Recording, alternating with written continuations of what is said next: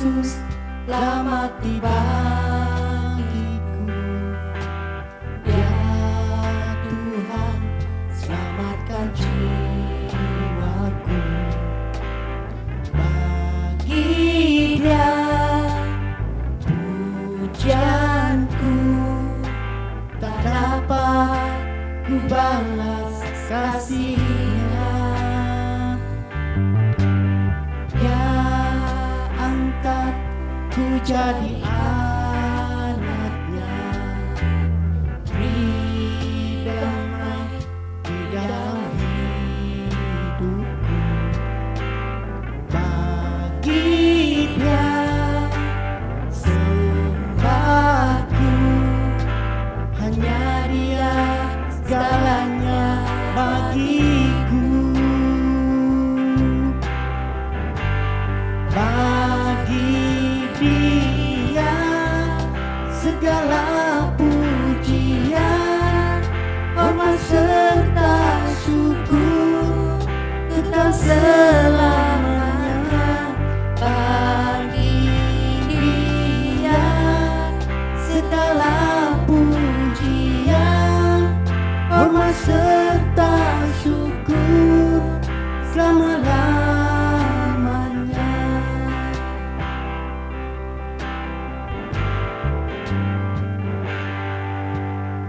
Ya Yesus telah mati bagiku.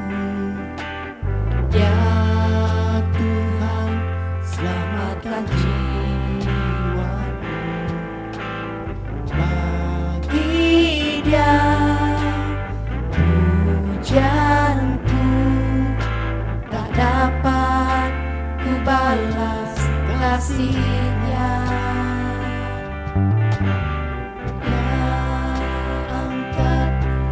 Jadi anak-Nya, beri damai di dalam hidupku.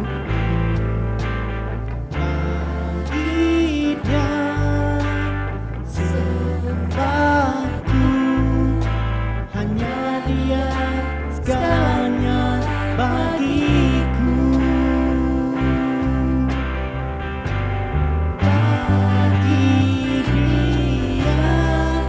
Segala pujian, hormat serta syukur kekal selamanya. Bagi Dia segala pujian, hormat serta syukur selama-lamanya.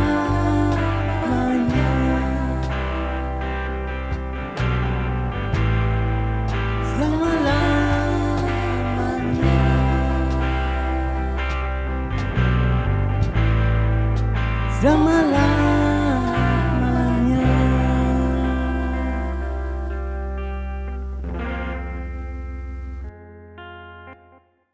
Hai, Shalom Raja Wali, apa kabar kamu semua? Jadi saya ingin memberi satu berita baik untuk kita. Pada tanggal 6 hari bulan 9, kita sudah boleh mengadakan ibadah kita secara fizikal di ruangan Raja Wali. Ya, saya berharap agar semua kita terus bersabar di dalam kamu berdoa kepada Tuhan, di dalam kamu beribadah secara online. Kita terus bersabar agar kita dapat mengikuti apapun acara yang akan dilakukan. Jadi untuk pengetahuan kita juga, kita akan membuatkan pre-order, kita akan membuat booking dahulu sebelum kamu pergi ke ibadah secara fizikal. Tapi jangan risau juga, mungkin ada di antara kamu tertanya-tanya, macam mana kami yang tidak sempat ikut? Sebenarnya boleh kamu ikut, tapi kamu boleh ikut secara online. Sekiranya ada tempahan, semakin hari semakin banyak, semakin ramai yang ikut Raja Wali, mungkin kita akan menggunakan ruangan di bawah Canada Hill, ya. Jadi untuk semua, jadi kita akan terus mengingat di antara satu sama lain. Jadi tema firman Tuhan kita pada kali ini, kutukan Raja Saul. Kutukan Raja Saul. Mari kita berdoa. Segala puji, hormat dan syukur kami ya Tuhan, kami menyerahkan masa dan waktu ini dalam tangan Engkau. Biar Engkau Tuhan terus berbicara kepada kami dan Engkau terus menaungi setiap pribadi kami agar kami juga Tuhan bukan sekadar menjadi pelaku, bukan sekadar menjadi pendengar Tuhan tetapi menjadi pelaku firman Tuhan. Terima kasih ya Bapa, di dalam nama Tuhan Yesus kami telah berdoa. Amin. Jadi kita mengambil kembali di pasal yang sebelum ini kita pernah belajar, kita pernah dengar, dan kita akan menyambung di ayat yang ke-24 hingga 46. Ayat 24 hingga 46. Memberikan satu gambaran kepada kita mengenai kerohanian Saul. Melalui tindakan Saul di tengah-tengah pertempuran orang Filistin, Saul meminta seluruh Israel untuk berpuasa sampai ia membalas dendam terhadap musuhnya. Seluruh rakyat diminta untuk mendukung dirinya. Saul tidak membela nama Tuhan ataupun mengangkat dan mengagungkan nama Tuhan yang dinyatakan melalui umatnya sewaktu berdoa dan berpuasa. Dia hanya ingin musuh-musuh Israel pada masa itu hancur di dalam perperangan. Saul mengatakan bahawa sesiapa yang makan dan minum sebelum matahari terbenam, terkutuklah dia. Kutukan hanya 2 kali pernah muncul di dalam perjanjian lama. Yang pertama, Yosua mengikat orang Israel dengan dengan sumpah yang sama, di mana orang yang berani membangun kembali Yeriko yang akan terkutuk. Yosua melakukan hal ini untuk menunjukkan bahawa betapa besar itu dosa kota Yeriko itu kepada Tuhan, dan kerana itu layak mendapat hukuman kembali kehancuran yang seperti tercatat di dalam Yosua. Siapa yang berani membangun kembali kota itu, dia akan berada di dalam kutukan yang besar kerana dia sedang melawan Tuhan yang sudah menghancurkan kota Yeriko dengan membangun kembali kota itu. Begitu juga di dalam Hakim-Hakim 21 ayat 18. Ketika orang Israel bersumpah dengan menyatakan kutuk bagi orang-orang yang mempunyai hubungan dengan suku Benyamin, suku-suku lain tidak mau menjalinkan hubungan lagi dengan suku Benyamin. Kerana kesalahan suku Benyamin sangat besar dan membela kedurhakaan yang terjadi di tengah-tengah umatnya. Daripada 2 kisah ini, sumpah yang diucapkan untuk mengutuk pelanggaran sangat berat dan sangat menghina kesucian Allah.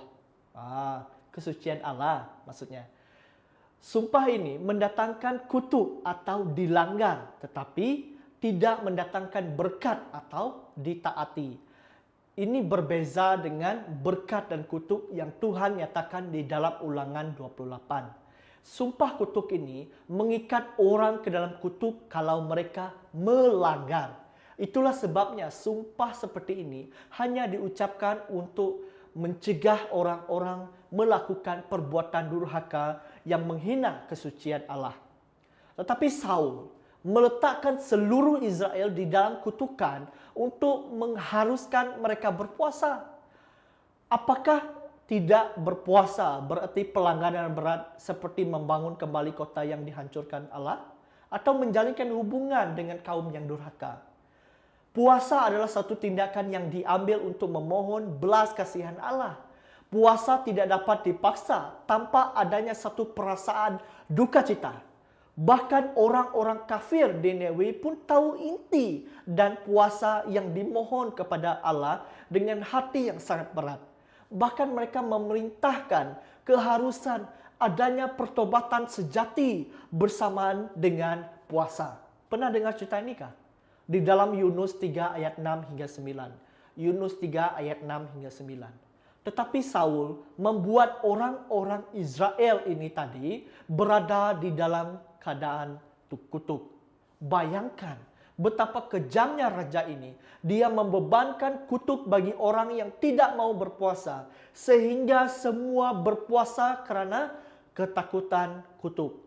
Bukan kerana hati yang berduka cita dan ingin memohon dengan sungguh-sungguh kepada Allah. Berpuasa di bawah ancaman.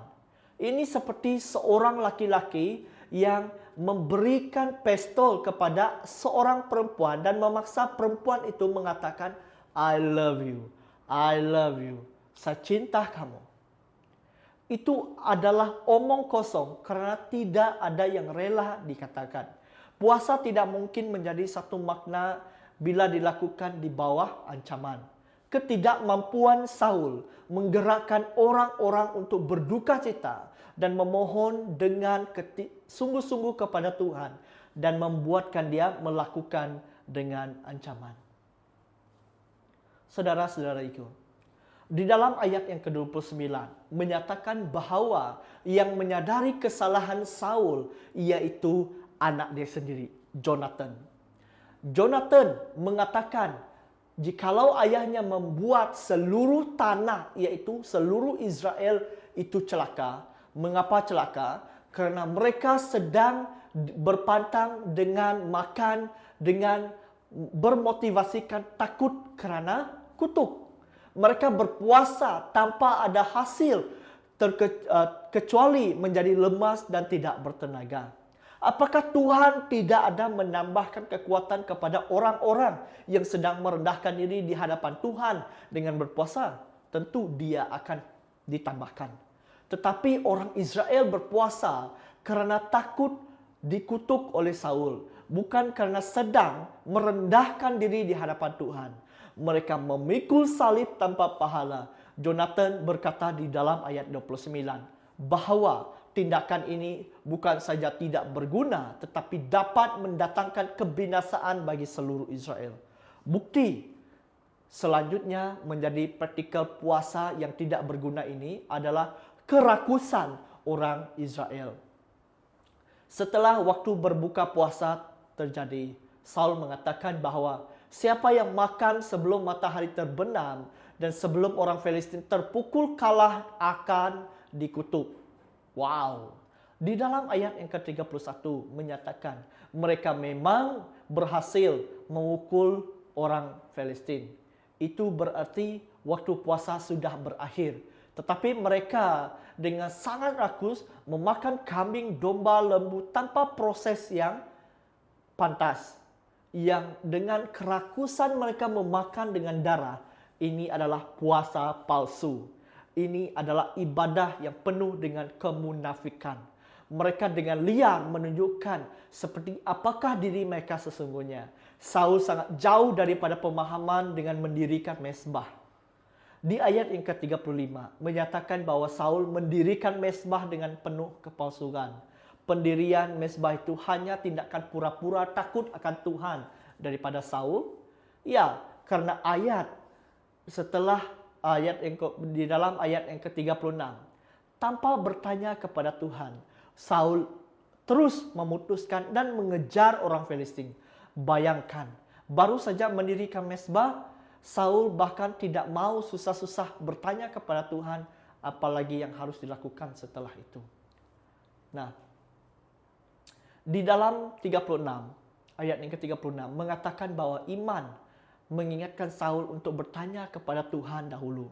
Tetapi Saul telah menyuluh rakyat berpuasa dengan ancaman kutuk. Lalu mendirikan mezbah dengan penuh kepalsuan.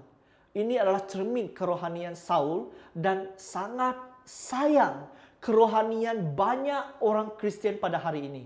Maka Tuhan sudah muak, sudah muntah atas segala permainan palsu orang Israel yang dimulai daripada raja mereka.